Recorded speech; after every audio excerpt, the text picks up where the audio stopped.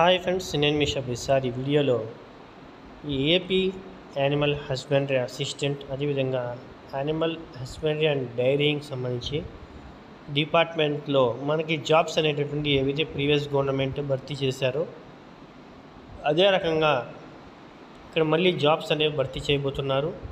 మరీ ముఖ్యంగా వచ్చేసి చాలామంది నిరుద్యోగులు వాపోతున్న విషయం ఏంటంటే, పోయిన గవర్నమెంట్లో చాలా ఫేక్ సర్టిఫికేట్లు యూజ్ చేసి చాలామంది జాబ్ అయితే సంపాదించడం జరిగింది.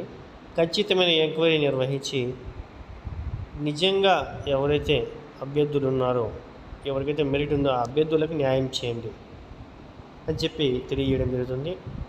దానికి సంబంధించి ఒకసారి మనం చూద్దామండి.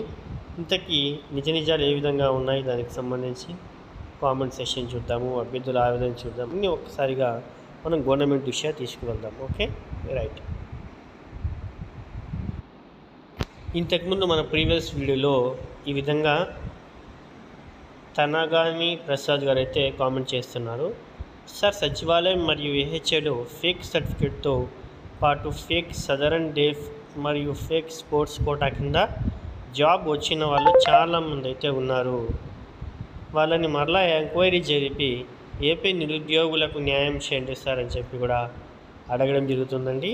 ఓకేనా, వాళ్ళకి ఏ విధంగా న్యాయం చేయగలము మనము, అదేవిధంగా వీటన్నిటికి సంబంధించి మీ దగ్గర ప్రూఫ్స్ ఉన్నట్లయితే ఖచ్చితంగా మీరు ఏం చేయాలంటే, మీరు డైరెక్ట్గా మన ముఖ్యమంత్రి వర్యులు నారా చంద్రబాబు నాయుడు గారికి, అదేవిధంగా మన ఆనరబుల్ మినిస్టర్ అయినటువంటి కింజరపు అచ్చెన్నాయుడు గారికి ఆ డాక్యుమెంట్స్ అనేది ఫార్వర్డ్ చేయండి, షేర్ చేయండి గాయస్. ఓకేనా, అదేవిధంగా మీడియా త్రూ వాళ్ళకైతే చేరవేయండి, లేదా డాక్ ద్వారా చేరవేయచ్చు.